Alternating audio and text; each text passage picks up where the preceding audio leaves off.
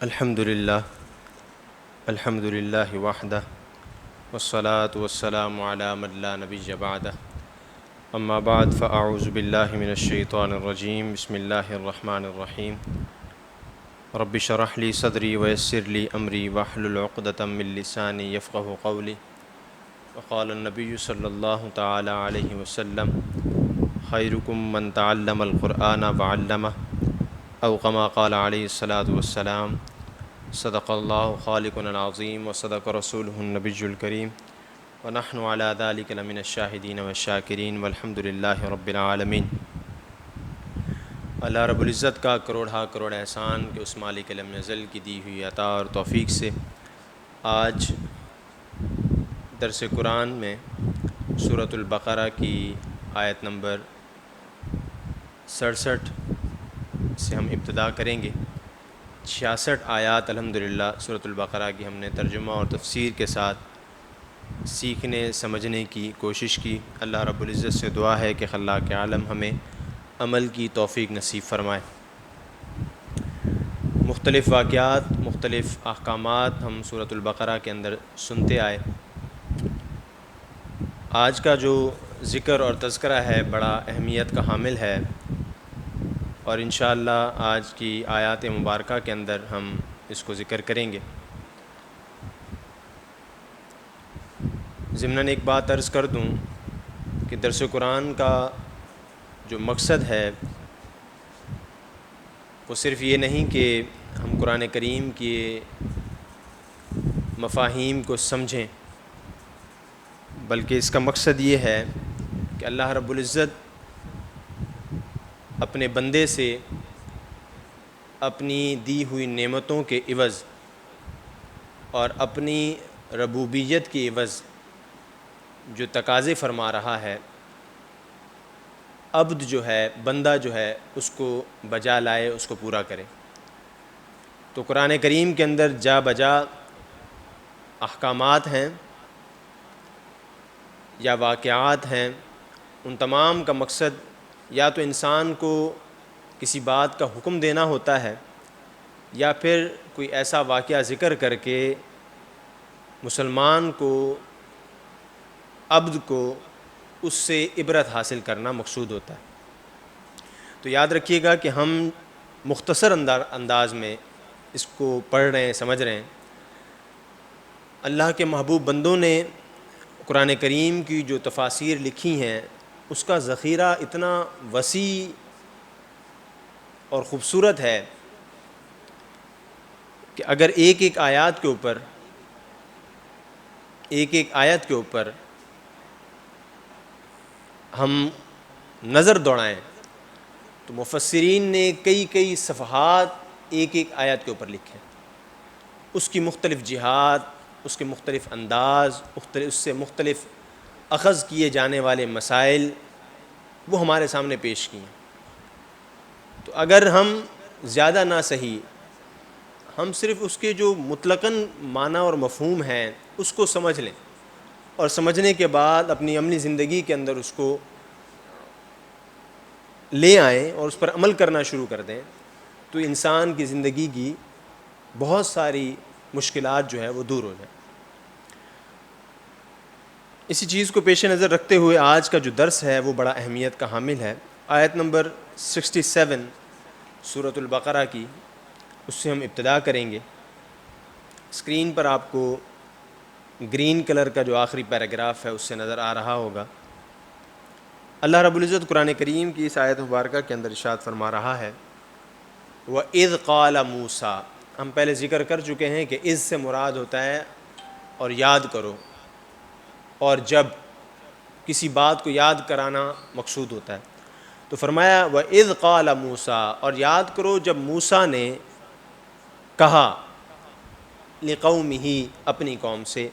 میں اس لیے اس کو توڑ کر لفظی عرض کر رہا ہوتا ہوں تاکہ آپ کے ذہن میں اس کے لفظی معنی بھی ذہن نشین ہوتے رہیں، ورنہ یہ بھی ہو سکتا ہے کہ ہم آیات کو مکمل پڑھیں اور اس کا ترجمہ بتا دیں، لیکن مختصر کرنے کا مقصد یہ ہوتا ہے کہ آپ کو کم از کم ان عربی الفاظوں کا مفہوم سمجھ میں آنا شروع ہو جائے۔ تو فرمایا وَإِذْ قَالَ مُوسَىٰ لِقَوْمِهِ، اور یاد کرو جب موسیٰ نے اپنی قوم سے کہا، ان اللہ، انا مانا بے شک اللہ، یأمرکم تمہیں حکم دیتا ہے، یأمر امر سے نکلا ہے، تمہیں حکم دیتا ہے، ان تذبحوا بقرہ، ان تذبحوا، تذبحوا سے آپ کے ذہن میں کچھ آ رہا ہوگا، ذبح کرنا، ان تذبحوا ذبح کرنا، کہ تم ذبح کرو، کیا ذبح کرو؟ بقرہ، بقرہ کہتے ہیں گائے کو، کس کو کہتے ہیں؟ گائے کو۔ آج تک بقرہ جو ہمارا اردو میں بقرہ ہوتا ہے وہ با کاف را ہا ہوتا ہے، تو وہ ہوتا ہے بقرہ، اور را الف، با کا را کاف را اور الف، وہ ہوتا ہے بقرہ۔ یہ ہے بقرہ، با قاف را اور ہا، تو یہ بقرہ عربی میں جس کو کہتے ہیں وہ اس سے مراد گائے ہوتی ہے۔ تو آپ کے سامنے ذکر کر چکے ہیں کہ اس سورۃ مبارکہ کا جو نام ہے وہ کیا ہے؟ سورۃ البقرہ۔ تو اس ابھی جو تذکرہ آ رہا ہے، جس گائے کے ذبح کرنے کا حکم دیا جا رہا ہے، اس بقرہ، اس گائے کی وجہ سے اس سورت کا نام کیا رکھا گیا؟ بقرہ۔ ٹھیک ہو گیا؟ اب سمجھ میں آ گئی، ہم نے 66 آیات پڑھی ہیں، اس وقت تک بقرہ کا ذکر نہیں تھا، اب پتہ چلا کہ جی اس کا بقرہ نام کیوں پڑا، کیوں رکھا گیا اس کا نام۔ تو کیا کیا؟ اور یاد کرو جب موسیٰ نے اپنی قوم سے کہا بے شک اللہ تعالیٰ تمہیں حکم دیتا ہے، کس بات کا حکم دیتا ہے؟ کہ تم گائے کو ذبح کرو۔ قالوا وہ کہنے لگے، قالوا وہ کہنے لگے، اتتخذونا ہزوا کیا آپ ہمارے ساتھ مذاق کرتے ہیں؟ یعنی وہ قوم موسیٰ، بنی اسرائیل موسیٰ علیہ السلام سے کہنے لگے کیا آپ ہمارے ساتھ مذاق کرتے ہیں؟ تو موسیٰ علیہ السلام نے فرمایا قال اعوذ باللہ، کیا فرمایا؟ قال کہا موسیٰ نے، اعوذ باللہ میں پناہ مانگتا ہوں، ان اکون من الجاہلین کہ میں جہلاء میں سے ہو جاؤں، یعنی میں اس بات سے پناہ مانگتا ہوں کہ میں ایسی کوئی جاہلانہ حرکت کروں، میں کوئی جاہلانہ بات کروں۔ تو یہاں پر اب یہ بات سمجھ لیں کہ یہ ماجرا کیا ہے، کیوں گائے کو ذبح کرنے کا حکم دیا جا رہا ہے، اور انہوں نے ایسا کیوں کہا؟ تو واقعہ کچھ یوں ہے کہ بنی اسرائیل کے ایک شخص نے، عامیل نام کا ایک شخص تھا، جس نے جو ہے ایک مالدار شخص کو، بنی اسرائیل کے ایک شخص نے، ایک مالدار شخص تھا جس کا نام عامیل تھا، اس کو اس نے قتل کر دی۔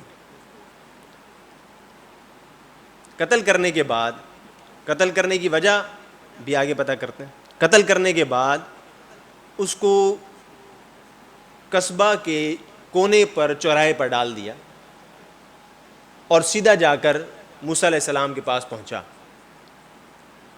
اور مدعی بن گیا۔ قتل اس نے اس لیے کیا، مفسرین لکھتے ہیں کہ وہ مالدار شخص تھا اور اس کی کوئی آل اولاد اور اس کا کوئی وارث نہیں تھا، تو وہ اس کا عزیز رشتہ دار تھا، کچھ مفسرین نے اس کا بھتیجا بھی لکھا ہے۔ تو اس نے کیا کیا کہ اس نے دیکھا کہ بھائی اس کو قتل کر دوں گا، اس کا کوئی وارث نہیں ہوگا تو کیا ہوگا، اس کی وراثت مجھے مل جائے گی، اس نیت کے ساتھ اس نے اس کو قتل کر دیا۔ اور پھر قتل کرنے کے بعد ظاہر ہے مدعی خود بنا کہ قتل کروں گا، اور اس کے بعد اس نے اس کو چوراہے پہ ڈال دیا، ڈال کر پھر موسیٰ علیہ السلام کی بارگاہ میں حاضر ہوا اور کہنے لگا کہ میرے اس رشتہ دار کو کسی نے قتل کر دیا ہے، میں دعویٰ کرتا ہوں کہ میرے قتل کا مجھے عوض دیا جائے، یعنی اس قتل کا مجھے عوض دیا جائے، میرا رشتہ دار قتل ہوا ہے، خون بہا دلوایا جائے۔ خون بہا سمجھتے ہیں؟ یعنی میرا رشتہ دار کوئی قتل ہو جائے تو اس کا خون بہا دلوایا جائے۔ اب قاتل کا تو پتہ نہیں چلا، تو سیدنا موسیٰ علیہ السلام کے پاس بنی اسرائیل کے کچھ اور لوگ بھی جمع ہو گئے۔ اب اس کو دیکھیں مدعی بڑا چلاک تھا، اس نے کیا سمجھا کہ قاتل کا پتہ کیسے چلے گا، میں خود ہی پہلے مدعی بن جاتا ہوں۔ تو ہمارے ہاں بھی معاشرے کے اندر کہیں ایسا ہوتا ہے کہ مجرم کو پکڑنے والے اس جرم کو کرنے میں خود شریک ہوتے ہیں۔ بسا اوقات جو مجرم جرم کرتا ہے تو اس کے سپورٹرز اور اس کے حمایتی شامل ہوتے ہیں، لیکن جرم ہو جانے کے بعد مجرم کے ساتھ کھڑے ہو کر مجرم کو ڈھونڈ رہے ہوتے ہیں. ہمارے یہاں بھی ایسا ہوتا ہے, معاشرے کے اندر ہمارے یہاں ایسا ہوتا ہے. تو اس نے بھی ایسا کیا کہ میں کیونکہ دعوے دار بن جاؤں گا تو پھر لوگوں کو پتہ نہیں چلے گا اور بات آئی گئی ہو جائے گی. تو اس طرح کیا ہوا کہ لوگ جمع ہو گئے سیدنا موسیٰ علیہ السلام کی بارگاہ میں اور عرض کرنے لگے کہ قاتل کو پکڑوائیے. اس سے پہلے ضمناً ایک بات میں عرض کرتا ہوں. فرمایا قالوا اتتخذونا ہزوا. اب انہوں نے اللہ رب العزت نے حکم دیا کہ گائے کو ذبح کرو, اور انہوں نے فوراً کہا کہ کیا آپ ہمارے ساتھ مذاق کر رہے ہیں, کیونکہ مقتول کے قاتل کو ڈھونڈنا اور گائے کو ذبح کرنا یہ کوئی برابر میں کوئی مناسبت اس کی بن نہیں رہی. کوئی بات سمجھ میں نہیں آ رہی کہ ہم قاتل مانگ رہے ہیں اور اللہ حکم دے رہا ہے کہ گائے ذبح کرو. تو اب یہاں پر ایک بات سمجھ میں آتی ہے کہ اللہ یہ بھی تو حکم فرما سکتا تھا کہ موسیٰ علیہ السلام کو کہ یہ فلاں قاتل ہے, اس کو پکڑ لو. اللہ کے ہاں یہ ممکن تھا نا, اللہ عالم الغیب ہے, وہ جانتا ہے, اس کو تو پتا تھا نا کہ کون قاتل ہے. لیکن اللہ جانتا تھا کہ یہ جو شاطر بندہ ہے نا, اب اس کے ساتھ تھوڑا سا اس کو مزہ بھی تو آیا نا کہ یہ جو شرارت کر رہا ہے, شاطر بن رہا ہے, تو ذرا اس کی بھی تو عقل ٹھکانے لائیں. تو اللہ نے فرمایا کہ گائے کو ذبح کرو. تو وہ کہنے لگے کہ آپ ہمارے ساتھ مذاق کرتے ہیں, اس لیے انہوں نے کہا. تو موسیٰ علیہ السلام نے فرمایا کہ اللہ کی پناہ مانگتا ہوں, میں یہ جاہلوں والا کام کیوں کروں گا. تو ایک بات یہ سمجھ میں آئی کہ انبیاء مذاق نہیں کرتے. انبیاء سے مذاق ایک عیب ہے, اور یہ عیب انبیاء کے اندر نہیں پایا جاتا. بات سمجھ میں آ گئی. ایک بات ہمیں یہ سمجھ میں آئی کہ انبیاء مذاق نہیں کرتے, اور انہوں نے اس لیے کہا کیونکہ اس قاتل کو ڈھونڈنے میں اور گائے کو ذبح کرنے میں کوئی مناسبت سمجھ میں نہیں آ رہی. اب انہوں نے کیا کہا, اب اللہ نے حکم دے دیا تھا کہ بھائی ایک گائے کو ذبح کرو, لیکن وہ شاطر تھے. اب ہم اندازہ کریں نا کہ وہ اللہ کی بارگاہ میں کہہ رہے ہیں کہ اے باری میرا قاتل ڈھونڈوا دیں, اور اللہ تعالیٰ کی طرف سے حکم آ جائے کہ گائے ذبح کرو. تو وہ جو شاطر ہوتا ہے نا, وہ پھر پینترے بدلنا شروع کرتا ہے. وہ بولتا ہے کہ نہیں کیا مطلب, کیسی گائے ہو. تو انہوں نے پھر آگے کیا کرنا شروع کیا. اب آگے وہ بندہ جو شاطر تھا, جو خود قاتل تھا, وہ بھی اسی گروہ میں شامل تھا. تو وہ کیا کرنے لگا, قالوا ادع لنا ربک یبین لنا ما ہی. انہوں نے کہا کہ آپ اپنے رب سے دعا کیجئے کہ وہ ہمیں بتا دے کہ وہ گائے کیسی ہے. مطلب گائے کا حکم آ گیا, لیکن نہیں, اب وہ شاطر دماغ تو پینترے بدلنے لگے. اپنے رب سے دعا کیجئے کہ وہ گائے کیسی ہو. تو قال انہ یقول, موسیٰ نے کہا کہ اللہ تعالیٰ فرماتا ہے انہا بقرۃ لا فارض ولا بکر, وہ ایک ایسی گائے ہے جو نہ تو بوڑھی ہے اور نہ بالکل کم عمر, فارد بھی نہیں ہے اور بکر بھی نہیں ہے. فارد کہتے ہیں بوڑھی کو, اور بکر کہتے ہیں کم عمر کو. تو نہ تو وہ بوڑھی ہو اور نہ وہ کم عمر ہو. عوان بین ذالک, عوان کہتے ہیں دونوں کے درمیان, بلکہ ان دونوں کے درمیان کی عمر کو, یعنی نہ بوڑھی ہو نہ بالکل کم عمر ہو, بلکہ درمیان کی عمر ہو. آسان لفظوں میں سمجھائیں تو آج کی 2 دانت بچڑی, ابھی ہمارا وقت گزرا نا بقرہ عید کا, تو 2 دانت بچڑی یعنی وہ نہ چھوٹی ہے نہ بڑی عمر کی ہے. تو 2 دانت بچڑی خوبصورت, جوان, بالکل تر و تازہ ہوتی ہے. تو ایسی بچڑی. بھائی ٹھیک ہے, یہاں تک بات سمجھ میں آ گئی. فَفْعَلُوا مَا تُؤْمَرُونَ, تو وہ کرو جس کا تمہیں حکم دیا جا رہا ہے, وہ کرو جس کا تمہیں حکم دیا جا رہا ہے. ان کی پھر بھی بس نہ ہے, کیونکہ قاتل خود تھے نا, قاتل ان کے اندر موجود تھا, تو وہ بار بار پینترا بدلتا تھا. پھر کیا کہا, پھر کہا قالوا ادع لنا ربک یبین لنا ما لونھا. انہوں نے کہا اپنے رب سے دعا کیجئے کہ وہ ہمیں بتا دے اس گائے کا رنگ کیسا ہو. ما لونھا, لون کہتے ہیں رنگ کو, کہ اپنے رب سے دعا کیجئے کہ وہ ہمیں بتا دے کہ اس گائے کا رنگ کیسا ہو. یعنی اب گائے کا حکم دیا, گائے کوئی بھی پکڑ کے ذبح کر دیتے, بات بن جاتی, حکم پورا ہو جاتا. نہیں, وہ بتایا, پوچھا جی کیسی گائے ہو, تو بتایا کہ جی جوان ہو. اب بوڑھی اور کم عمر کا استثناء ہو گیا نا, جوان کو استثناء حاصل ہو گیا کہ اب جوان ہی کرنی پڑے گی. ٹھیک ہے. پھر پوچھا جی اس کا رنگ کیسا ہو. مطلب خود اپنے آپ کو پھنساتے جا رہے ہیں, اپنی چال بازیوں میں اپنے آپ کو خود پھنساتے جا رہے ہیں.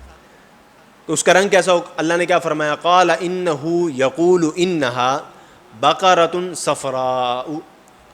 فرمایا کہ اللہ فرماتا ہے کہ وہ پیلے رنگ کی گائے ہے جس کا رنگ بہت گہرا ہے. اب اللہ نے رنگ بھی مختص کر دیا. تم شاطر بنتے ہو تو آؤ پھر.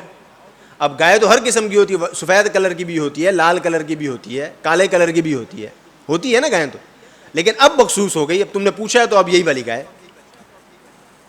آگے فرمایا فاقع لونھا تسر الناظرین, وہ گائے دیکھنے والوں کو خوشی دیتی, یعنی کوئی معمولی گائے نہیں, کلر بھی ایسا سنہری اور خوبصورت کہ دیکھنے کو خوبصورت لگے. اللہ اکبر. پھر انہوں نے کیا کہا؟ پھر کہنے لگے قالوا ادع لنا ربک یبین لنا ما ہی. انہوں نے کہا کہ آپ اپنے رب سے دعا کیجئے کہ ہمارے لیے واضح طور پر بیان کر دے کہ وہ گائے کیسی ہے. مطلب یہ بھی بتا دیا کہ جوان ہو, یہ بھی بتا دیا کہ وہ اس کا جو ہے وہ رنگ جو ہے وہ پیلے رنگ کا ہو, اور ایسا ہو کہ جو آنکھوں کو ٹھنڈا لگے, خوبصورت لگے. پھر بھی ان کو آرام نہیں آیا. پھر کیا کہنے لگے؟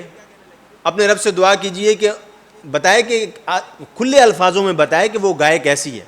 ان البقرۃ تشابہ علینا, کیونکہ بے شک گائے ہم پر مشتبہ ہو گئی ہے, یعنی ہم پر پریشانی ہو گئی ہے, مشکوک ہو گئی کہ کیسی گائے ہے, یہ کیسی گائے. مطلب مراد ان کی یہ تھی کہ آہستہ آہستہ سوال بھی خود کرتے جا رہے ہیں اور پھنستے بھی خود جا رہے ہیں کہ اب ایسی گائے کہاں سے ڈھونڈ کے لائیں بھائی. اور پھر انہوں نے کیا کہا؟ پھر انہوں نے کہا وَإِنَّا إِن شَاءَ اللَّهُ لَمُهْتَدُونَ, اور اگر اللہ چاہے گا تو یقیناً ہم راہ پا لیں گے. مطلب انہوں نے کہا کہ اللہ تعالیٰ بالکل واضح ارشاد فرمائے, اور اللہ اگر چاہے گا تو ہم ہدایت پا لیں گے. ٹھیک ہے جی. تو قال انہ یقول انہا, موسیٰ نے فرمایا کہ اللہ تعالیٰ فرماتا ہے انہا بقرۃ لا ذلول, وہ ایک ایسی گائے ہے جس سے یہ خدمت نہیں لی جاتی.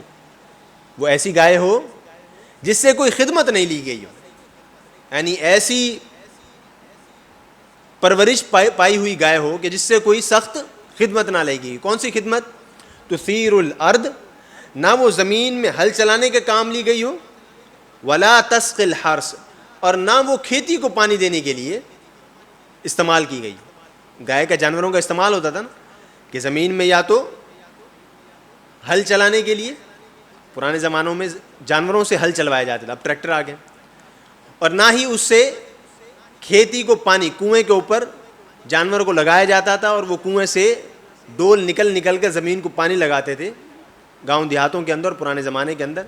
نہ وہ پانی لگانے کے لیے استعمال ہوئی اور نہ ہی وہ ہل چلانے کے لیے استعمال ہوئی. تو ایک اور تخصیص آ گئی. مسلمۃ لا شیۃ فیہا, بالکل بے عیب, اس میں کوئی داغ نہیں, یعنی بے عیب اور بے داغ ہو. قالوا الآن جئت بالحق, یہ سن کر انہوں نے کہا اب آپ بالکل صحیح بات لائیں. پھر انہوں نے کیا کہا؟ اب آپ بالکل صحیح بات لائیں. اب یہاں پر ماجرا یہ ہے کہ بھائی اتنی تخصیص کر دی کہ اب شہر میں وہ ڈھونڈے کہاں؟ جوان بھی ہو, رنگ بھی پیلا ہو, سنہرا ہو, آنکھوں بھی کو بھی بھاتا ہو, اور وہ جو ہے کسی کام میں استعمال بھی نہ کی گئی ہو, نہ ہل چلانے میں نہ ہی پانی لگانے میں اس میں استعمال بھی نہ کی ہو, بالکل بے عیب بھی ہو, اس میں کوئی داغ بھی نہ ہو. تو ایک بات تو یہ سمجھ آئی کہ اللہ رب العزت کی بارگاہ میں جو جانور قربان کیا جاتا ہے اس کے اندر یہ ساری خصوصیات ہونا اللہ کے ہاں مقرب ہے.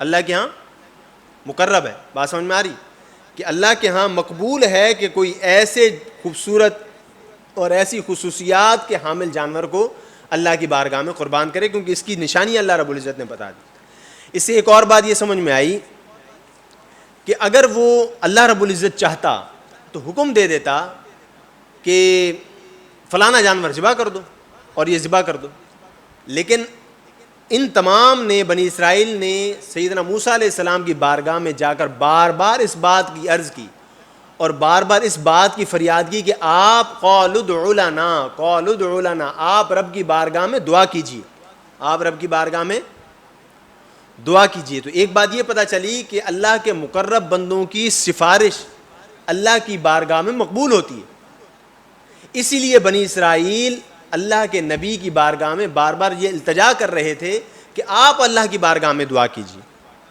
بات سمجھ میں آ رہی؟ ایک مسئلہ یہ سمجھ میں آ رہا ہے کہ اللہ کے مقرب بندوں کے ہاں سفارش کرنا کہ آپ رب کی بارگاہ میں دعا کیجیے کہ ہمارا یہ مسئلہ حل ہو جائے۔ ان کا مسئلہ جیسے تھا کہ ہمیں رنگ بتا دیا جائے، ہمیں بتا دیا جائے آسانیاں کیا ہیں۔ اور ایک مسئلہ یہ سمجھ میں آیا کہ انبیاء اکرام علیہ السلام جو ہیں وہ مذاق نہیں کرتے، مزاح کرتے ہیں۔ جیسے کہ آقا کریم علیہ الصلوۃ والسلام سے ایک حدیث مبارکہ مروی ہے کہ نبی کریم علیہ الصلوۃ والسلام نے ارشاد فرمایا کہ بوڑھی عورت جنت میں داخل نہیں ہوگی۔ کیا فرمایا نبی علیہ السلام نے؟ بوڑھی عورت جنت میں داخل نہیں ہوگی۔ اب یہ اجراح مزاح فرمایا، کیوں؟ کیونکہ بھائی جنت میں جو داخلہ ہے وہ جوان کا ہے، جو چاہے بوڑھی عمر میں بھی انتقال کرے گی نا، کل بروز قیامت وہ جوان اٹھائی جائے گی اور جوان ہی جنت میں داخل ہو۔ تو نبی کریم صلی اللہ علیہ وسلم نے کیا ارشاد فرمایا؟ اجراح مزاح، کسی کے سامنے یہ ارشاد فرمایا کہ بوڑھی عورتیں جنت میں داخل نہیں ہوں۔ تو یہ کیا تھا؟ یہ مزاح تھا، مذاق نہیں تھا۔ تو نبی مذاق نہیں فرماتا، جس کا اظہار سیدنا موسیٰ علیہ السلام نے کیا۔ ٹھیک ہے، اب یہاں پر ایک اور بات بھی سمجھیں کہ اتنی مخصوص گائے کا اللہ رب العزت نے ارشاد کیوں فرمایا؟ تو اللہ رب العزت یہاں پر دو عظیم کام ارشاد فرما رہا ہے۔ ایک تو ان کا مسئلہ حل ہو رہا ہے کہ بھائی قاتل کا پتہ چلانا ہے، اور قاتل ہیں بھی بڑے شاطر، قاتل ہیں بھی بڑے شاطر کہ خود قتل کیا ہوا ہے اور خود قاتل کو ڈھونڈ رہے ہیں۔ جیسے میں نے عرض کی نا کہ آج ہمارے معاشرے کے اندر بھی ہوتا ہے، قاتل خود ڈھونڈ رہا ہوتا ہے قاتل کون ہے، بتاؤ ذرا قاتل کون ہے، یا قاتل کے جو ساتھی ہوتے ہیں جو قتل کرنے میں خود مشغول ہوتے ہیں یا قتل کرنے کے اندر خود ملوث ہوتے ہیں، وہ بھی ساتھ مل کے ڈھونڈ رہے ہوتے ہیں۔ تو یہاں پر بھی یہی معاملہ ہوا۔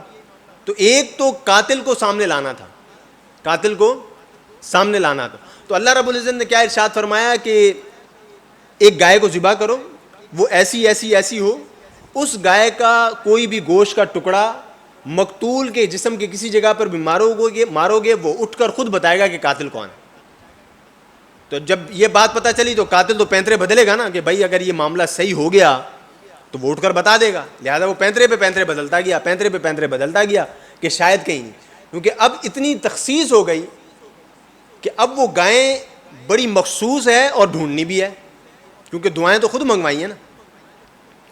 اور دوسری طرف کیا تھا؟ دوسری طرف یہ تھا کہ اللہ رب العزت کے ایک مقرب بندہ جو اپنی آخری عمر کو پہنچا تو اس نے دیکھا کہ میں آخری عمر کو ہوں اور میرا ایک ہی بچہ ہے جو ابھی چھوٹا ہے، اور میرے پاس وراثت میں ایک گائے کا بچہ ہے۔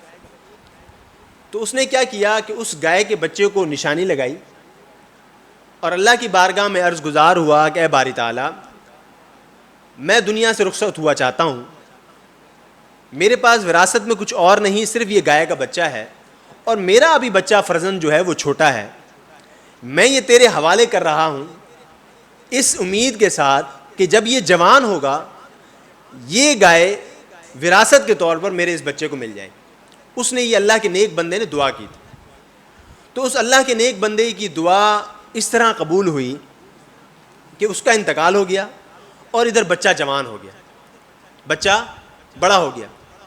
اب جب بچہ بڑا ہو گیا، چلنے پھرنے والا ہو گیا، سمجھدار ہو گیا، تو اس بچے کی ماں نے اپنے اس ہونہار فرزند کو، اس نیکوکار فرزند کو یہ فرمایا کہ اے میرے نور نظر، تمہارے والد نے اللہ سے دعا کی تھی اور اب تمہارے لیے ایک گائے جو ہے نشانی لگا کر فلاں جنگل میں چھوڑی تھی اور آج عرصہ گزر گیا ہے، وہ بڑی ہو گئی ہوگی، اللہ کی حفاظت میں وہ پھر رہی ہوگی، اللہ کی بارگاہ میں دعا مانگو کہ اللہ وہ تمہیں عطا کر دے. اللہ کی بارگاہ میں دعا مانگو کہ اللہ تمہیں عطا کر دے. اب ماں بڑی نیکوکار تھی اور بڑی دور اندیش تھی. وہ یہاں یہ بھی کہہ سکتی تھیں کہ جاؤ جنگل سے جا کر اس گائے کو پکڑ کے لاؤ، اس کے اوپر نشانی ہے.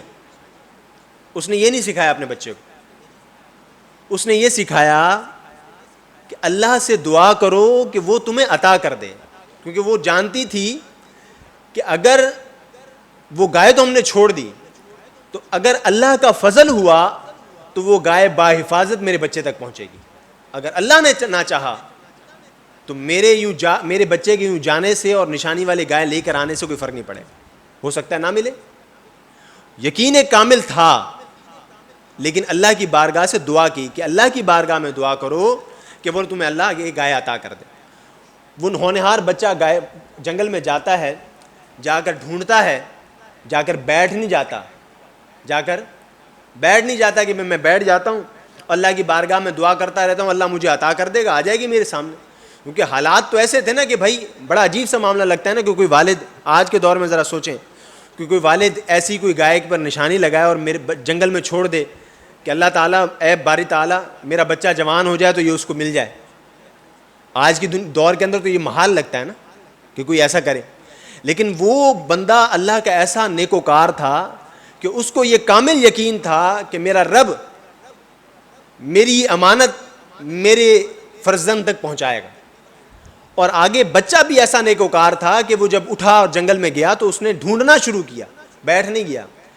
جب ڈھونڈا اور اس کو ایک جگہ پر ایک گائے نظر آئی جس کے اوپر وہ نشانی پائی جا رہی تھی، تو اس نے اللہ کی بارگاہ میں دعا کی، پکارا اللہ کو کہ باری تعالیٰ یہ میرے سامنے نظر آ گئی ہے، اب یہ مجھے عطا کی جائے. اور اللہ کی بارگاہ سے اذن ہوا تو وہ گائے اس کے پاس آ گئی. یعنی پتہ چلا کہ اللہ رب العزت تمام تر اسباب کو بروئے کار لانے والے کی مدد فرماتا ہے، گھر بیٹھ کر دعائیں مانگنے والے کی مدد نہیں فرماتا. دعائیں اپنی جگہ کام کرتی ہیں لیکن اسباب کو بروئے کار بھی لانا ہے، ضروری ہے. یعنی وہ دور ہے کہ جب بنی اسرائیل پر من و سلوہ نازل ہو رہا ہو، انوار و تجلیات نازل ہو رہی ہیں، اس دور کے اندر بھی محنت کر کر اس گائے کو حاصل کیا جا رہا ہے. اب الغرض بچہ گائے کو لے کر آ گیا، ماں کے پاس آتا ہے. ماں کہتی ہے کہ اب ظاہر سی بات ہے یہ گائے اس لیے بڑی کی تھی، اس لیے اس کو مانگا تھا کہ اس کو بیچیں گے اور پھر کچھ اسباب بنیں گے تو معاملات اچھے ہو جائیں گے.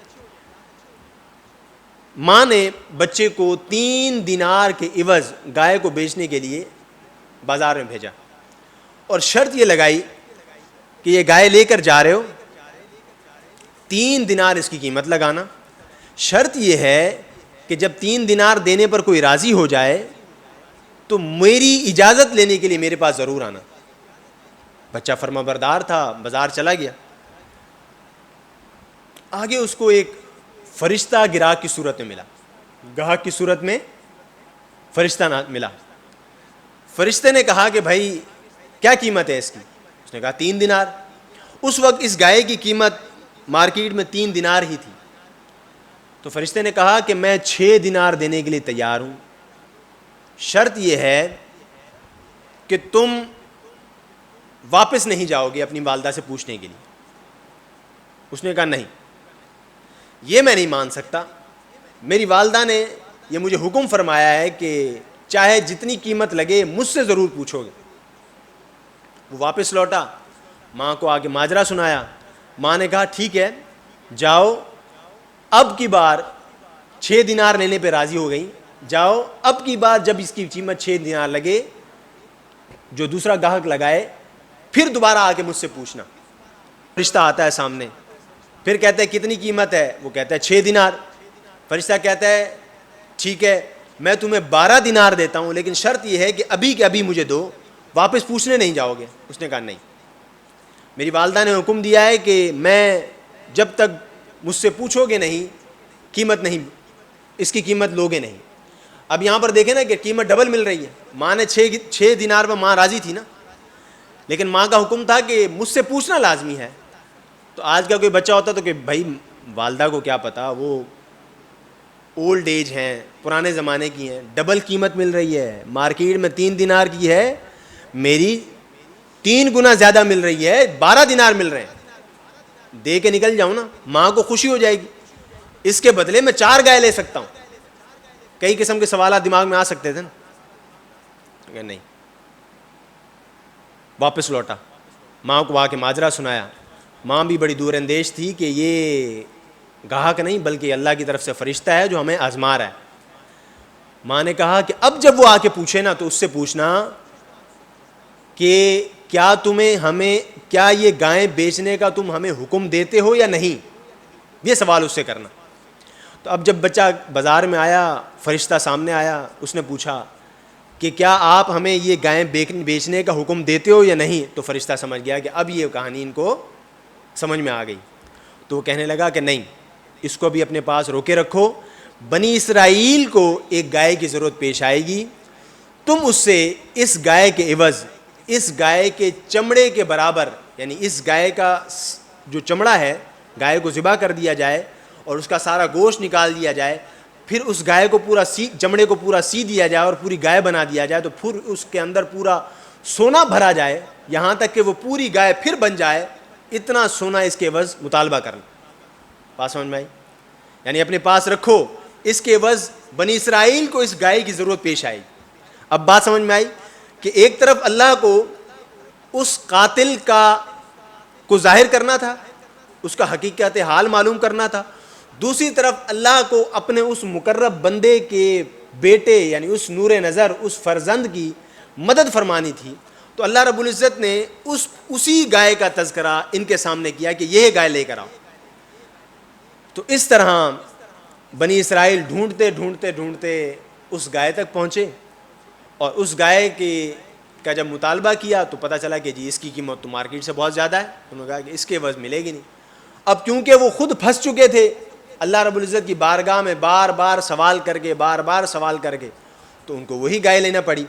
لہٰذا انہوں نے پھر وہی گائے لی. تو یہ جو آیت مبارکہ اختتام ہو رہی تھی, قالوا الآن جئت بالحق, یہ سن کر انہوں نے کہا اب آپ بالکل صحیح بات لے کر آئیں. فذبحوها وما كادوا يفعلون, پھر انہوں نے اس گائے کو ذبح کیا حالانکہ وہ ذبح کرتے معلوم نہ ہوتے تھے. پھر اس گائے کو انہوں نے ذبح کیا کیونکہ ان کی نیت ذبح کرنے والی نہیں تھی. اس کا آیت کے بعد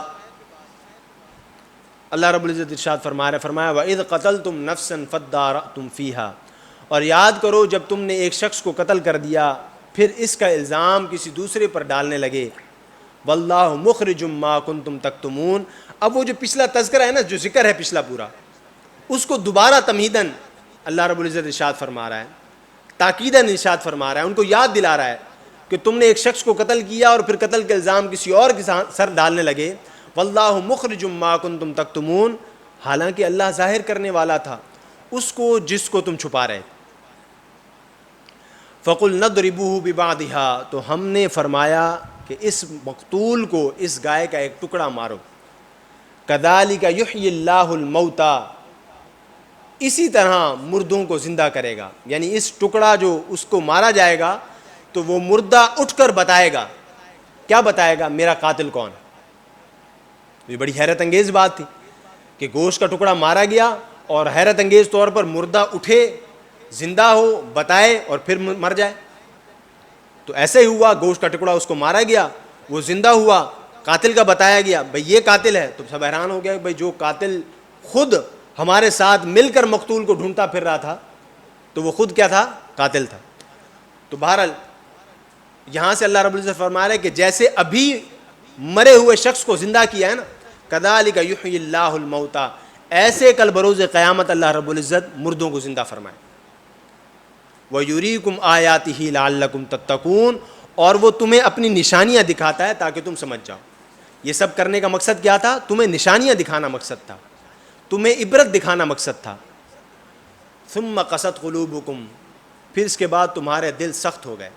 پھر اس کے بعد تمہارے دل, یعنی اتنی نشانیاں دیکھنے کے بعد بھی, اتنے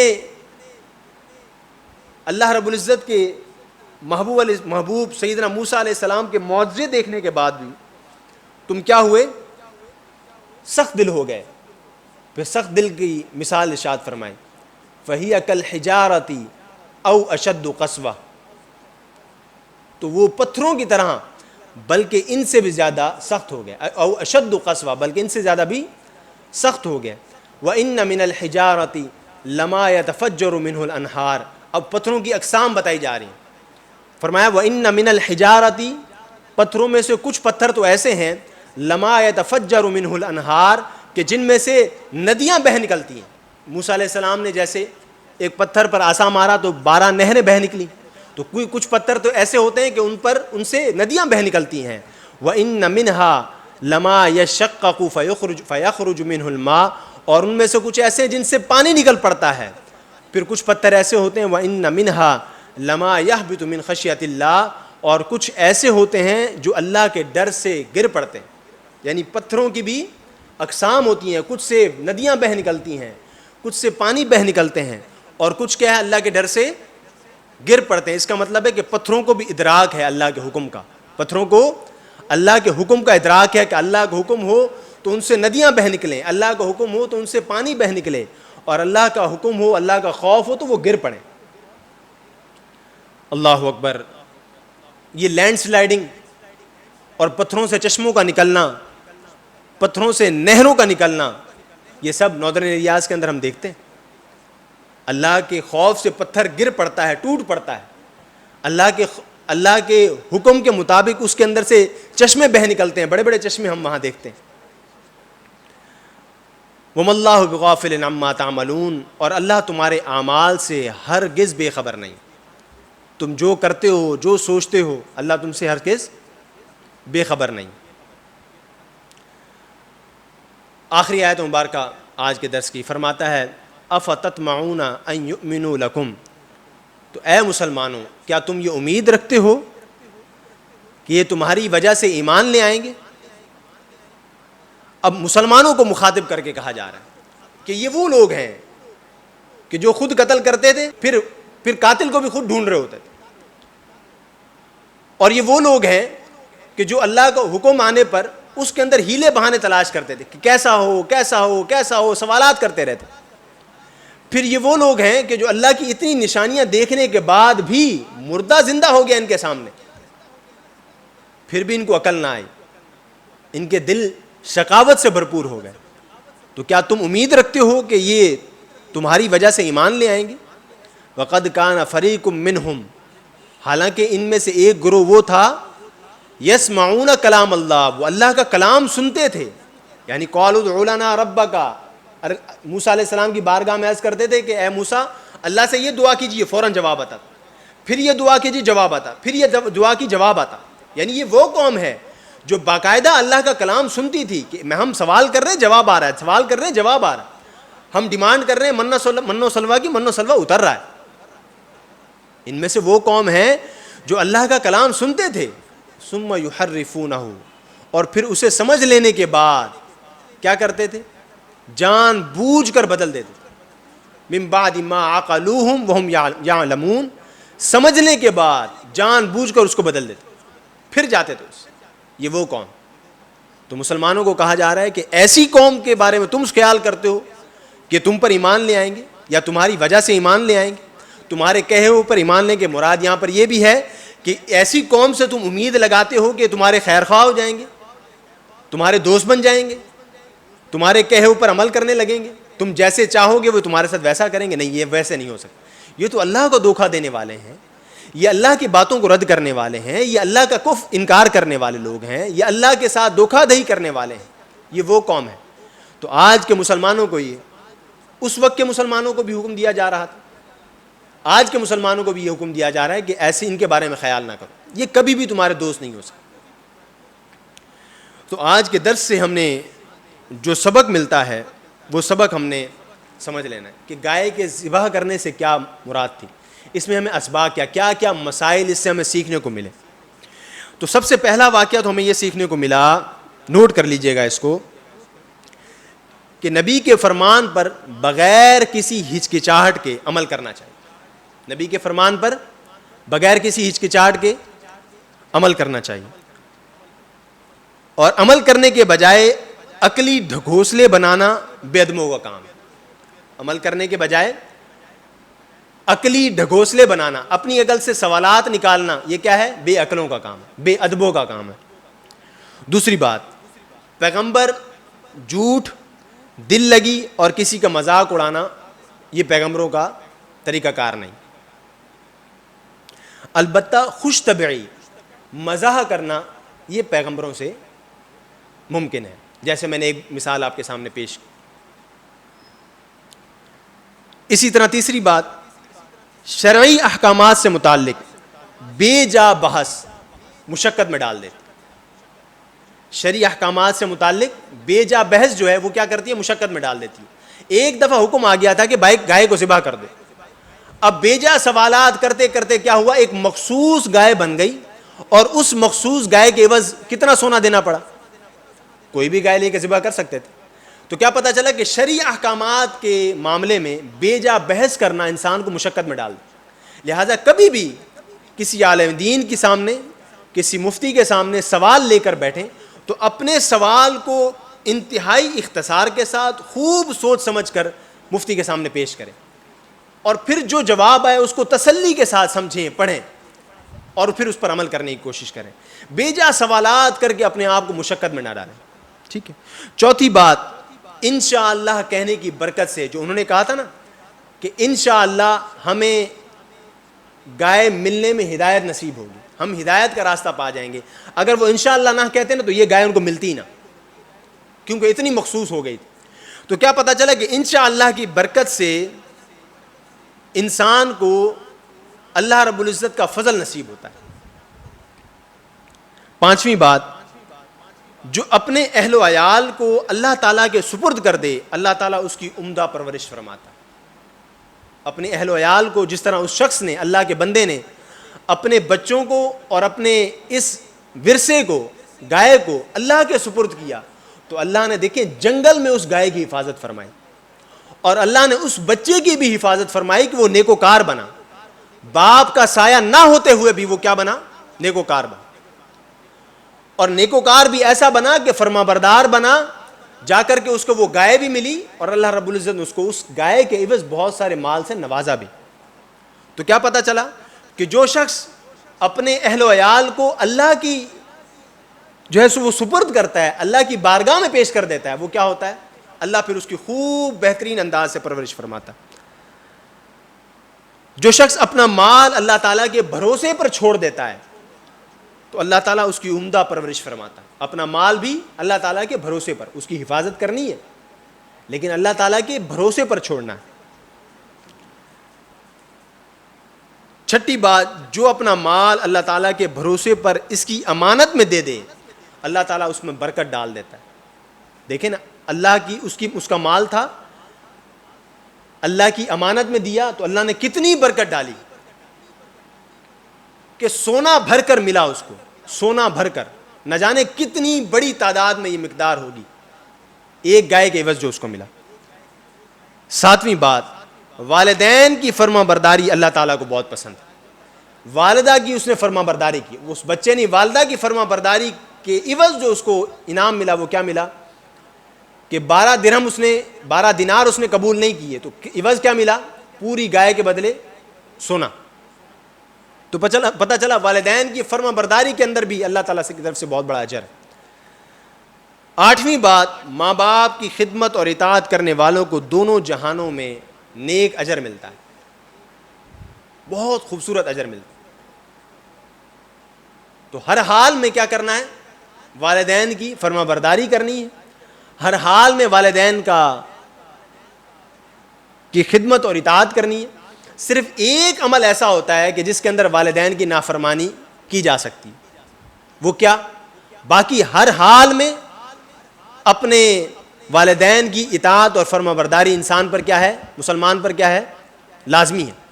ایک عمل کیسا ہے کہ جب والدین کسی غیر شرعی کام کا حکم دیں یا والدین اسلام کے خلاف کسی کام کا حکم دیں، بات سمجھ میں آ گئی؟